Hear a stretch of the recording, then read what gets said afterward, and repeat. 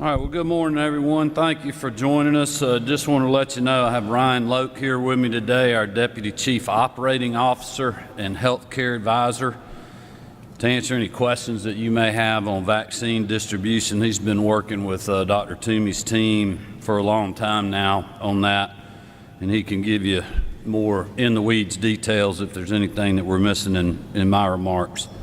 I wanted to take just a quick moment before the weekend to give you an update on where we are in the administration of the COVID-19 vaccine as we continue to fight the virus here in the state of Georgia. As you all know, last week we announced that we would be expanding the Phase 1A criteria to include people over 65 and firefighter, law enforcement, as well as first responders. I'm happy to report that beginning soon, Georgians over 65 and those other priority populations can visit the Georgia Department of Public Health's website to find locations in your community where you can schedule an appointment for the vaccine. Also at a health department, pharmacy, grocery store, or even hospitals in certain locations. Not including the partnership between CVS, Walgreens, and Operation Warp Speed, the state now has the capacity to administer 11,428 doses of the Pfizer and Moderna vaccines per day. That is approximately 80,000 doses a week. As of today, we have administered 24.48% of the vaccines delivered to the state by the federal government. Today and through the weekend, there are 4 mass vaccination sites for healthcare workers in Metro Atlanta, located in Gwinnett, Cobb, Fulton, and DeKalb counties. These sites have the capacity to administer thousands of vaccines per day, and they're already booked with appointments throughout the weekend. That is certainly welcome news as we continue working diligently to vaccinate the vaccinators, as well as our frontline healthcare heroes.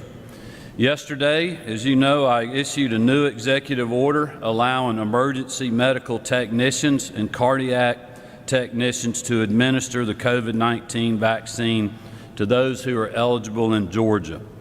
Paramedics have always been able to administer the vaccine, and this order clarifies the other types of emergency medical professionals who are also eligible to administer. This important action, growing the number of people who can vaccinate by more than 10,000, takes us one step further to our ultimate goal of growing the number of people who can be vaccinated.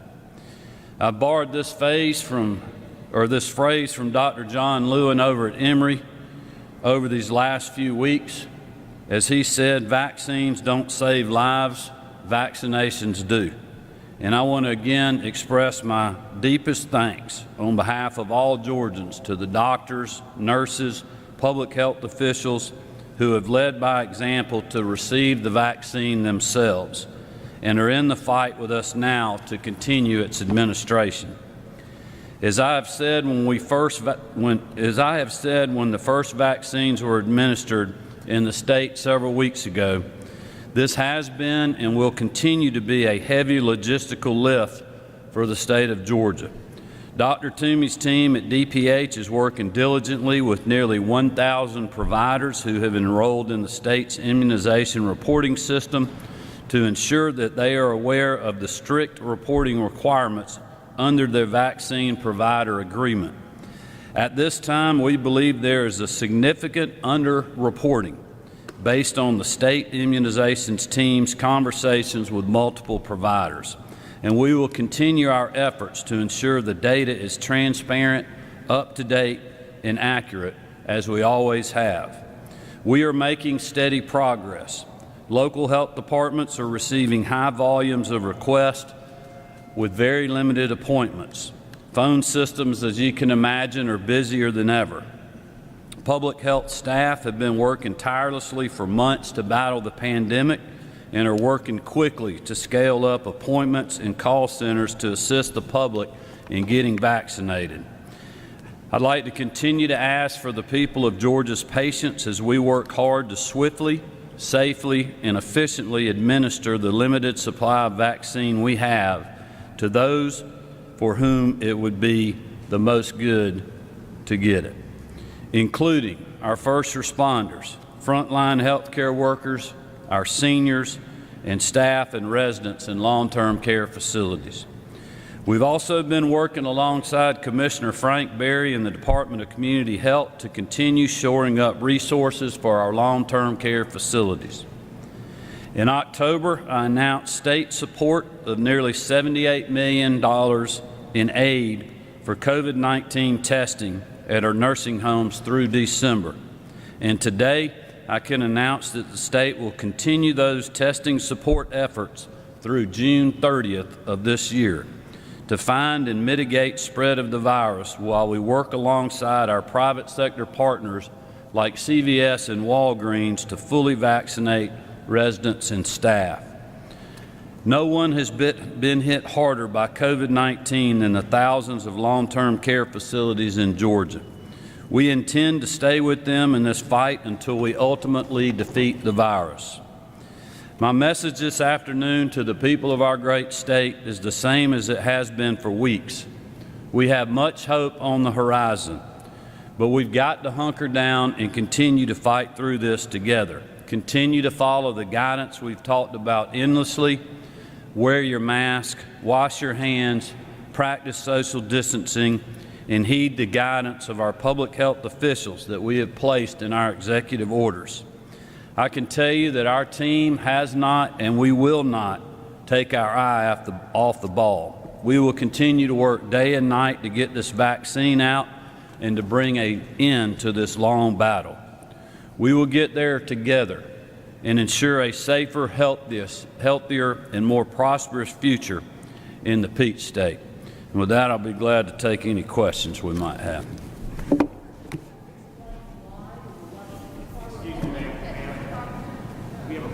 Oh, sorry. Governor Kemp, when you say that you believe there is significant underreporting, what reason do you have to believe that? And can you talk? And are you still seeing differential take-up rates for vaccines between the metro area and more rural areas of the state? What was the last part of the question? Are you still seeing more willingness to be vaccinated in Metro Atlanta versus in other areas? Yeah, well, let me just speak to the bigger picture, and I can let Ryan answer probably in more detail the first part and perhaps the second part of that question. I mean, there's no the system that we have for people to do the reporting. It's just more workload, especially for our medical facilities and our hospitals. As you can imagine, they're very busy right now. I'm very sympathetic to that. But we have to have good reporting to be able to, I mean, we know where our numbers are. The problem is we're under-reporting on the website, and publications are putting that we're a lot worse off than we really are. And look, I'm not happy with, I'm pleased with how hard everybody's working, but I'm not happy with where we are. We got to keep moving the needle. We're working on that every single day. But we also told people, look, this is a heavy logistical lift. This is not like going in, getting a flu vaccine, you get a quick shot in the arm, you go back, get in your car and go home. You know, you got to give the shot, you got to monitor that person for 15 minutes. There's certain time limits you have to be within to make sure the vaccine is not spoiling. It's just a lot different from things that we've done in the past. And I'll and let me just speak to the reluctance of some to get vaccinated. I want to encourage everyone, please, this vaccine is safe. It is highly effective. It has been through the rigors of any other vaccine, and it's miraculous how quickly that was done. But I have complete confidence in the vaccine. I will be getting one as soon as I become eligible. Dr. Toomey has gotten hers. I just referenced all of these healthcare workers that were #1 in line at their facility to show their colleagues and really our fellow citizens that it is safe to get this vaccine. It's really kind of unimaginable for me that people that have been fighting on the front line of this battle for so long are reluctant to take the vaccine. But that's just what we're dealing with. That being said, we have a lot of people that are calling our office, calling public health departments every day that want the vaccine, which is why we expanded the criteria last week. But we still just have a limited supply that we are getting for the federal government. We know that that's going to be ramped up in the weeks ahead, so we got to continue to prepare for that. And with that, I'll let Ryan speak to more specifics of that. Thank you, Governor. And Jeff, specific to your question, we were able to go through in the immunization tracking system called GRITS and pull all of the data of what hospitals and public health departments and pharmacies and other enrolled providers had received in vaccine versus what they'd actually reported. And we were able to identify several large hospital systems who had reported what I'll call null data that was in single digits or double digits when they had received thousands of vaccine doses. So public health and their team are working incredibly quickly with those hospital systems right now to identify how many doses they've actually reported, what problems they might be having with inputting information into GRITS. And I expect today you're going to see a large uptake in the number of vaccines reported, and then through the course of the next week or so, getting caught up on the backlog of GRITS reporting. Governor, the other side of demand and reluctance is the crashing of the computer systems and the phone systems when people are trying to get through. What are you doing to help the health departments across the state keep up with the demand and allow people to get an appointment? Well, that's why we just ask for people's patience. We know there's tremendous demand. We knew that was going to happen when we expanded the criteria. I think we were very clear last week that we had more demand in the metro areas than we had supply. We had rural areas that had supply with less demand, which is why we expanded the criteria. I wouldn't be able to speak to any specifics about a website or phone lines crashing. I can imagine they're very busy. We're glad to follow up on any specific instances that you may have in regards to that. Mr. Governor, do you think colleges, and particularly the colleges in the university system of Georgia... I'm sorry, I cannot hear you. Do you think colleges, and particularly the colleges in the university system of Georgia, will be at the vaccination levels needed to resume full in-person classes come August of this year? I'm sorry, I couldn't understand you. Sorry. Do you think colleges, and particularly the colleges in the university system of Georgia, will be at the vaccination levels needed to resume full in-person classes come August of this year? So you're asking about the vaccines and students going back in person? Yes. Well, obviously, you know, students of that age bracket don't meet the qualifications yet, nor do I. We've been in great conversations with school superintendents and others about getting the vaccine out to our teachers and professors and other people. Obviously, in those systems right now, if there's teachers that meet the criteria, school nurses, school resource officers, those over 65, they can call their health department. They have availability. They can go get the vaccine. The data that we're seeing in young people in our state is very clear that kids should be in the classroom. There's a safe way to do that. We had a briefing this week. If anybody wants more information, we'll be glad to let Ryan Loke and Dr. Toomey's team follow up in regards to that. So I expect you're going to see a lot of kids going back into the classroom regardless of what the situation is with vaccinating their staff. However, you know, that is front and center on our mind for when we move to the next phase and have more availability. We definitely want to get our educators vaccinated along with other people that are quite honestly on the front lines of the pandemic in many different ways besides our healthcare folks. I mean, you got grocery store clerks, a lot of front-facing people, state government and other in the private sector and other things. And so we're going to continue to roll this out as quickly as we can. Governor, a new, more contagious strain of COVID is here in the state. What y'all have given some information about that. Has there been any spread of that? Do we have any more updated information about the individual and how they're doing? Well, I don't know if Ryan wants to add anything. I mean, even before we announced that we had the first strain, I've assumed for well over a week, probably close to 2 weeks now, when Colorado had the strain, I figured we had it. You know, if it's in the middle of the country, you got to figure it's in just about every state, or it will be soon, and certainly in Georgia with the logistics network that we have and just, you know, airports and interstates and everything else. You know, I don't know if that's a reason for our uptick that we've seen. I think for the most part, it's probably just post-holiday, Thanksgiving, Christmas, New Year's, all the things that we warned against, which is why it's important, regardless of what kind of strain it is and what's happening here, we know what helps prevent and mitigate that, and that is wearing your mask, socially distancing, following the guidance and the guidelines, and just being smart about what you do and don't do. Do we know if there's more than one case of that strain that's here? Andy, so far we've only been able to identify one case that was that 18-year-old that was reported earlier this week. Labs, particularly the Thermo Fisher lab, if people have that equipment, have the ability to identify this specific variant, but we haven't been able to identify any other variants of this or any other of the new strains so far. Governor, two questions. First on vaccines. We're hearing from health departments, people are saying, well, the governor says that I can get my vaccine because I'm over 65, and they are just being flooded with people right now. Why open it up to as many people as you did when we didn't have the supplies or the infrastructure to handle that demand? What you're saying is not correct. We expanded the criteria to start on January the 11th, which we haven't gotten there yet. We also explained to people when we announced that expanded criteria that it would only be if the vaccine is available.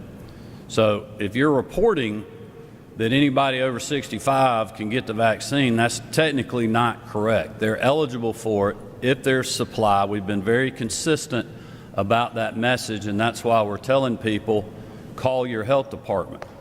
I mean, look, I just said in the remarks, we have a little less than 12,000 doses a day outside of what the long-term care facilities are getting through CVS and Walgreens.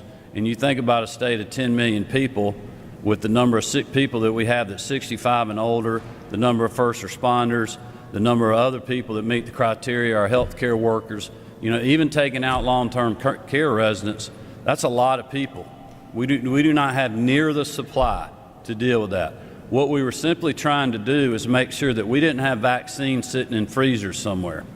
And that is what we're going to continue to do. As soon as we can open up broader, I mentioned in our remarks the things that we're working on, that when we do get that supply, to have other private sector partners, the 1,000 providers that Dr. Toomey has signed up, we'll start implementing that. But we can't really do that. I mean, we have 159 health departments across the state in every single county.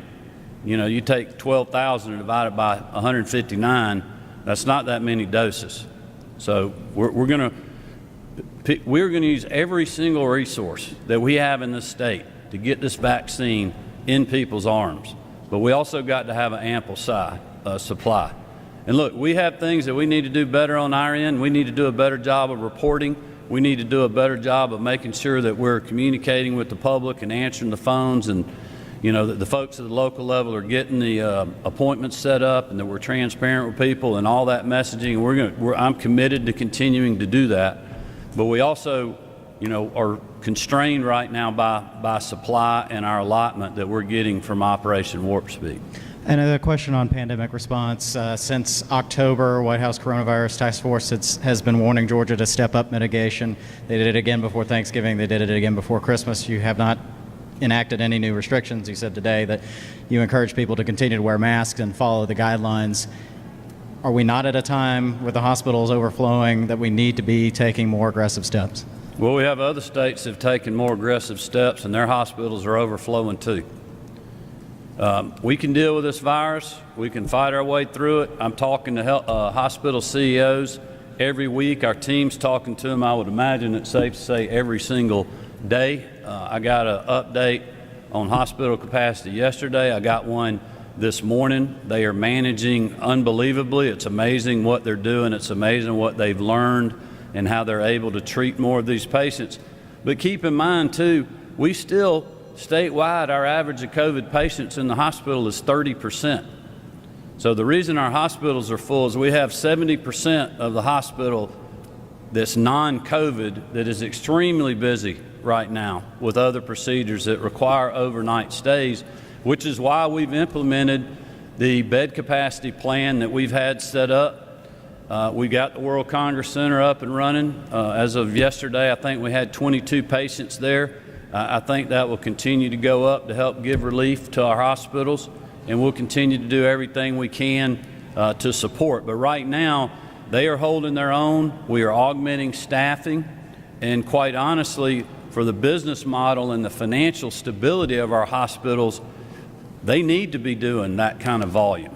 You know, the last time we shut down, they begged me not to shut down again because they said, we'll go bankrupt. So we know how to fight through this. We need to continue to do that. If something changes, you know, I always have an open mind.